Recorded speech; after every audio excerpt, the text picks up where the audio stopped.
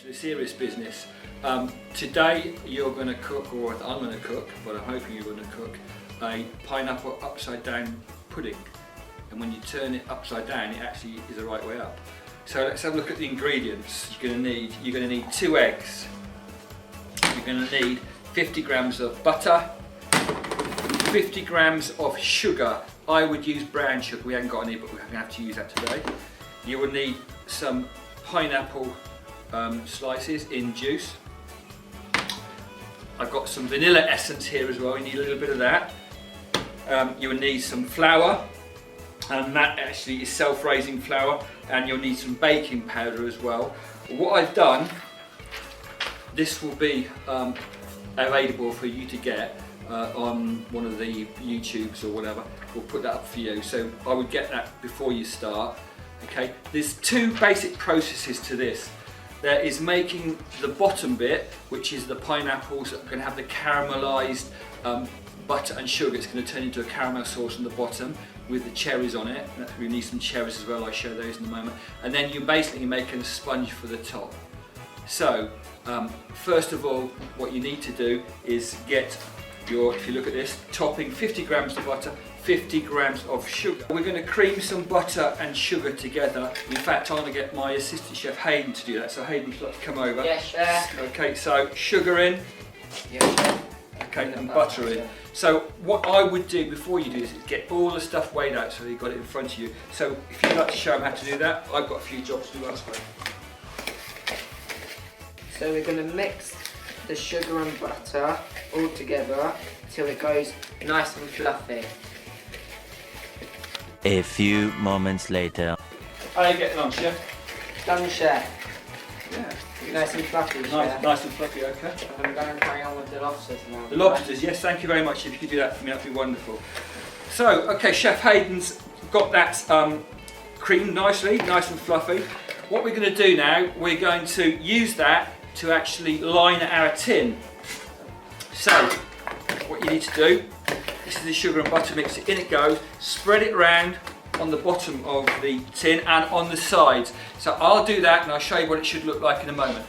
A few minutes later. Okay, so Hayden's done this for me and I've just lined this tin. Can you see I've put the butter and sugar mixture on the bottom and a little bit around the sides. All you need to do now is get your pineapples and put them in the bottom. How you arrange them is up to you, but I'm going to try and get as many as I can in here.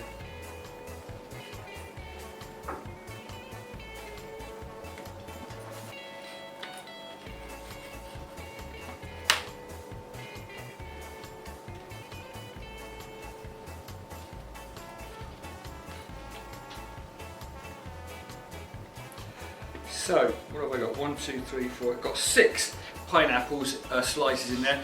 And what I'm going to do, these are the cherries I told you about. They're called glacé cherries.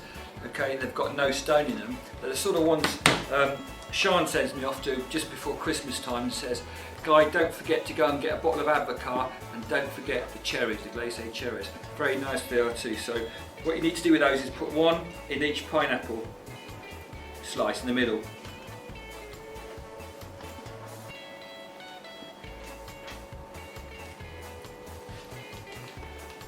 So, if you have a look at that, that is actually the bottom, which eventually is going to be the top, yes, because it's upside down. So the bottom bit is done, or the top bit if you like. We need to make the sponge now, so I'm going to show you how to do that in a moment. Once again, we're going to cream, okay, fat butter with sugar, 100 grams of each, because we're going to make a sponge. So I'm going to get Hayden to do this. If you want to come over, Hayden, again. Yes, chef. And I'll go check on your lobsters. Okay. You want to do that? Okay, thank you. So we're going to cream them till they're nice and fluffy again. 2 very boring minutes later. So I've been mixing it for a couple of minutes. How you getting on, As you can Chef? see, it's nice and fluffy. That's good. That's lovely and fluffy. Okay. So, if you hang about here a minute, you can take over in a second. Yeah. What we need to do now, we're going to add the eggs. There's 2 eggs going in this, and then we're going to put 100 grams of flour. What I would do is put the eggs in and put a little bit of that flour in to start with, so that it doesn't sort of curdle. So if you want to crack those eggs into there. Yeah. Okay, so Hayden's put 2 eggs in there for us. Now what I do, you've got your 100 grams of flour, don't tip all the flour in one go, just tip a little bit in. Hayden, if you want to give that a bit of a mix. Yes, sir. Okay, so we just mix it up slowly to start with.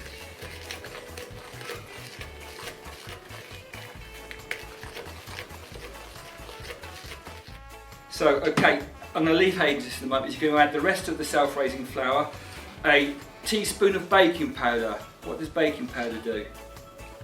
Helps it rise, guy. It does, it helps it puffs up. Okay, and a teaspoon of that. Okay, and I'll be back in a moment.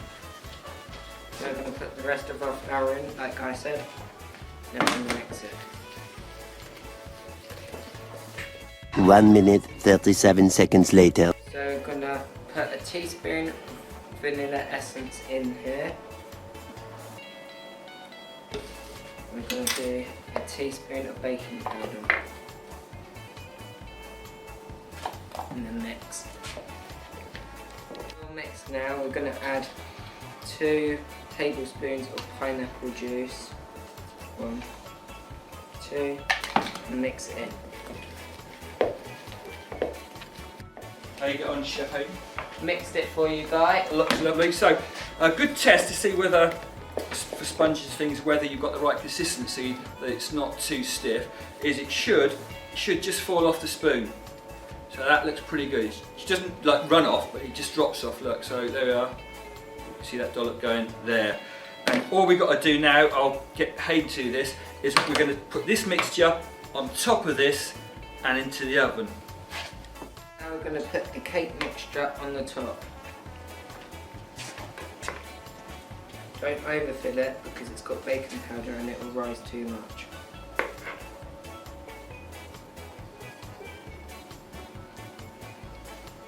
Spread it around, make sure it's even.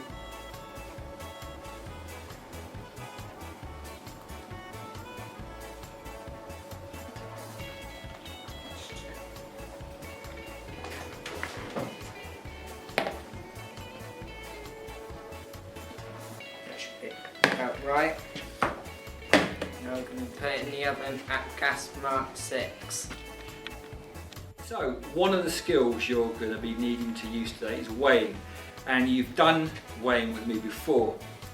Difference is there might be a different set of scales at home, but the basics are the same. So the first thing is you turn your scales on. It should say 0 on there. Okay. The other thing to do is check that it's the right unit you're actually measuring in. It should be G for grams. So if I look at this, this is on G for grams, because this one will also measure in ounces and pounds. It will measure in millilitres as well, believe it or not. So you've got to check G for grams, that's the first thing. Then put the bowl you're going to put the ingredients in. Now I have no interest in knowing how much that bowl weighs, but the scale's now telling me that bowl weighs 561 grams. So that's going to be confusing, isn't it, if you're going to weigh things out. So what you need to do then is you need to put the 0 on it, or tara, and it will go back to 0. And it has done. So that is now 0. I can put 50 grams in there, whatever I want, 100 grams, and that's done. So the two things, check it's on 0, okay, check it's on the right unit, grams, and then check you put it back on 0 when you put your bowl on, whatever. Okay, you shouldn't go too wrong then. Okay, you've done it with me before. If you do have any problems with it, ask your carer or parents to help you, because you've got used to using my scales. They might be very different at home. Okay, just a little tip. Many minutes later. It's been in about 35 minutes. I checked it a few minutes ago. Needs a little bit longer. Way to check your sponges. I've shown you this, so try and remember it. Get a knife, okay, clean knife. You put it in. If the knife comes in clean without any like gooey bits on it, it should be fine. The other thing, if you press it down, the sponge should actually just rise, push back up again. So I think that's done. Okay. This is where it goes all terribly wrong on film. I've now got to turn that the right way up, hence it's upside down at the moment. It will be right way up in a second. So you need a plate, and I've left that for 5 minutes, but that's important as well, just to cool slightly. So I'm going to put a plate on the top, going to get myself some oven gloves, fingers crossed.